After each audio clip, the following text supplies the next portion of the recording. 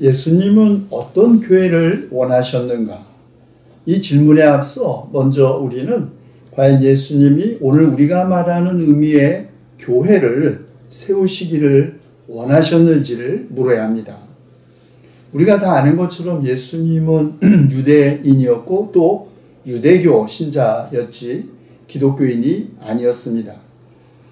유대계 전통에 따라 예수님은 어려서 할례를 받고 또 유월절 등 유대교 축제를 지켰고 또 회당에서 교육을 받으면서 자랐죠. 또 예수님의 공생애를 살펴봐도 우리는 예수님이 성전 중심의 유대교와 그리고 타락한 종교 지도자들에 대하여 비판적인 태도를 보이셨지만 그렇다고 해서 새로운 종교를 만드실 의도를 갖고 있지 않았다는 것을 알 수 있습니다. 예수님은 임박한 하나님 나라의 도래와 세상의 종말을 선포하는 예언자이자 방랑하는 카리스마적 치유자이셨지 유대교를 대체하는 새로운 종교를 창시한 종교인이 아니었습니다. 그러면 사람들은 흔히 이렇게 묻습니다. 마태복음에 등장하는 베드로 이야기는 어떻게 이해해야 하느냐고요. 예수께서 빌립보의 가이사랴 지방에 이르러 제자들에게 사람들이 인자를 누구라고 하느냐고 물으시자 시몬 베드로가 주님은 살아계신 하나님의 아들 그리스도이십니다 라고 고백합니다.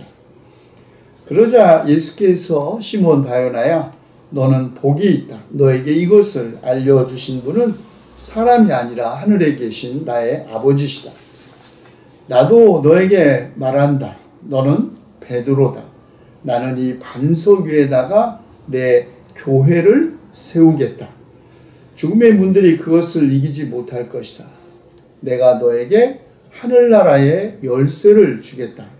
내가 무엇이든지 땅에서 매면 하늘에서도 매일 것이요 땅에서 풀면 하늘에서도 풀릴 것이다.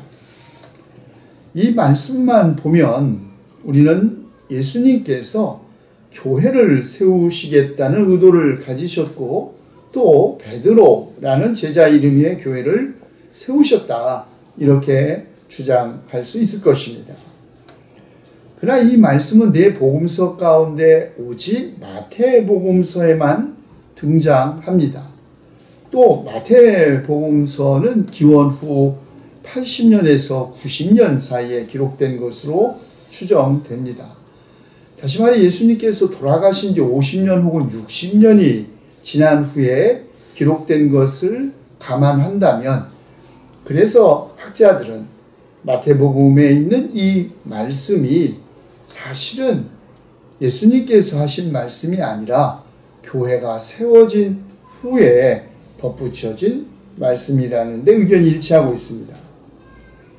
우리가 교회, 처치 혹은 게마인데, 공동체라고 사용하는 이 단어는 공간복음서 가운데 오직 마태복음 16장과 18장 17절 두 군데에서만 나타납니다. 교회라는 말은 부활절 이후의 서신들과 사도행전에 자주 나오긴 하지만 이스라엘을 나타내는 하나님의 공동체와 결합되어 나타나기 때문에 신약성경 전체에서 예수님은 특별한 종교 공동체를 설립하실 의사가 없었다고 봐야 합니다. 어쨌든 베드로라는 반석 위에 내 교회를 세우시겠다. 이 마태복음의 말씀은 예수님 자신의 말씀이라고 생각할 수 없다는 것이죠. 이 말씀이 그런데 후에 마태복음에 들어가게 된 것은 베드로의 권위에 의존하고 있던 시리아 교회에서 주 70년 이후 유래한 것으로 생각됩니다. 베드로가 초대교회에서 특별히 다른 제자들에 비해 지도적인 역할을 하게 된 것은 부활하신 그리스도께서 그에게 맨 처음 나타나셨기 때문입니다. 부활하신 주님의 첫 번째 현현이 베드로를 전체 교회의 반석이 되게 한 근거가 되었다는 것이죠.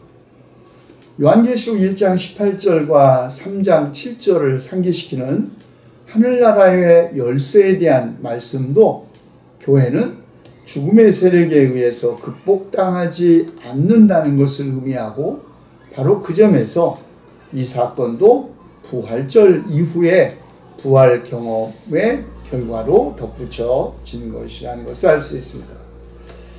그러나 우리가 주의 깊게 복음서를 살펴보면 하늘나라 열쇠는 베드로에게만 주어진 것이 아니라는 것을 알 수 있습니다. 마태복음 23장 13절에 따르면 율법학자들과 바리새파 사람들도 하늘나라 열쇠를 가지고 있었습니다. 율법학자들과 바리새파 사람들아, 위선자들아, 너희에게 화가 있다. 너희는 사람들이 들어오지 못하도록 하늘나라의 문을 닫기 때문이다. 너희는 자기도 들어가지 않고 들어가려고 하는 사람도 들어가지 못하게 하고 있다. 바리새파 사람들과 율법학자들에 대한 예수님의 비난의 말씀이죠. 이 말씀에 비추어 보아도 우리는 율법학자들과 바리새파 사람들도 하늘나라 열쇠를 가지고 있다고 주장한 사람들이라는 것을 알 수 있습니다. 그러므로 하늘나라 문의 열쇠를 가지고 있다, 이 말은 하늘을 지키는 수문장이라는 의미가 아니라 계명과 율법을 구속력 있게 하거나 혹은 구속력이 없도록 해석하는 가르침의 권한을 의미한다고 하겠습니다. 마태는 의식적으로 하늘나라 열쇠를 가지고 있는 율법학자들과 바리새파 사람들을 베드로와 대립시키면서 베드로를 하늘나라의 수문장이 아니라 바로 이 지상에서의 하늘나라 관리인이라고 제시하는 것입니다.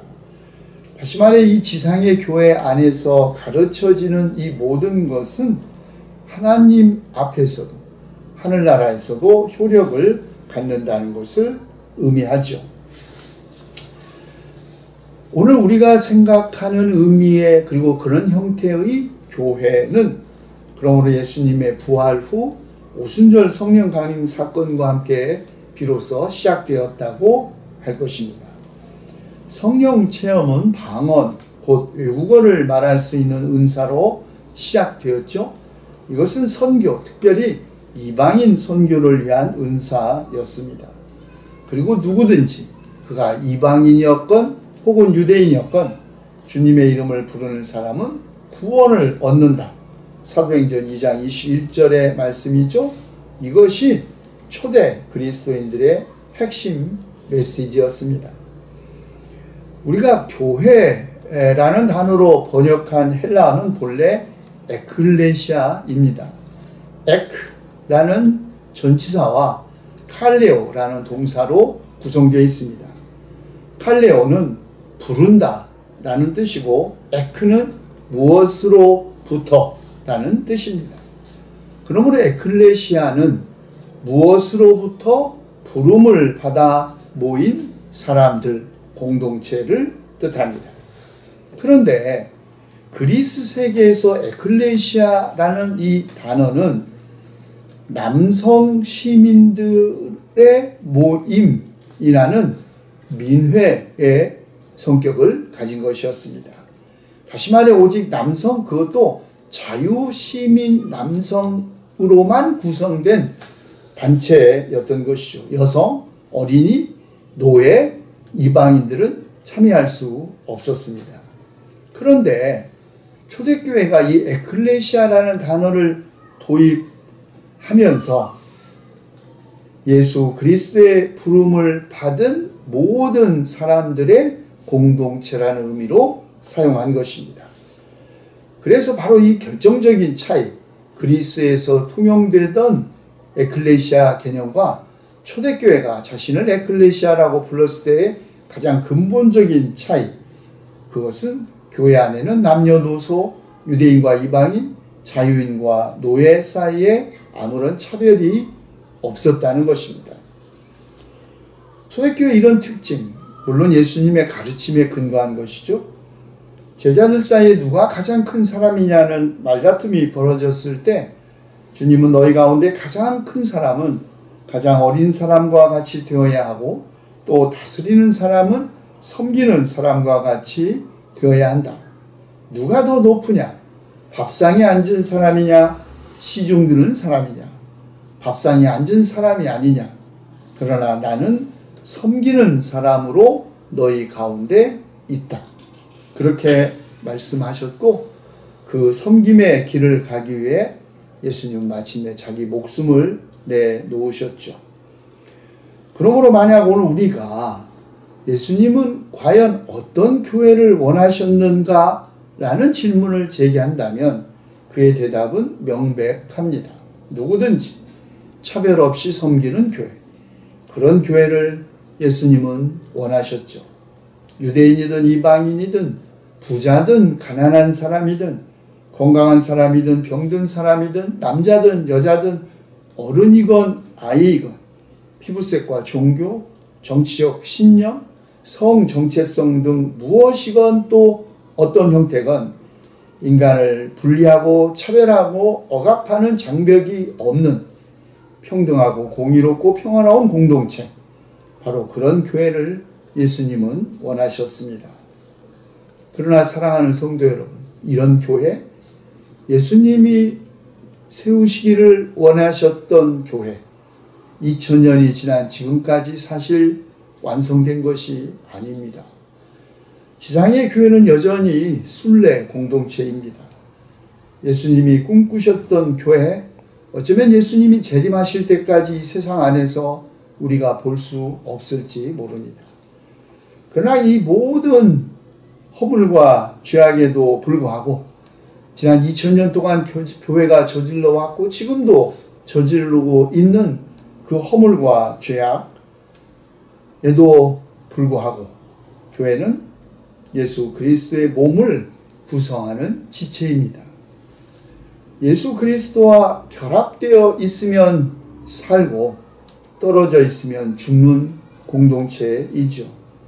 그런 의미에서 교회는 이미 용서받은 죄인들의 공동체이자 동시에 아직 용서를 필요로 하는 공동체일 것입니다.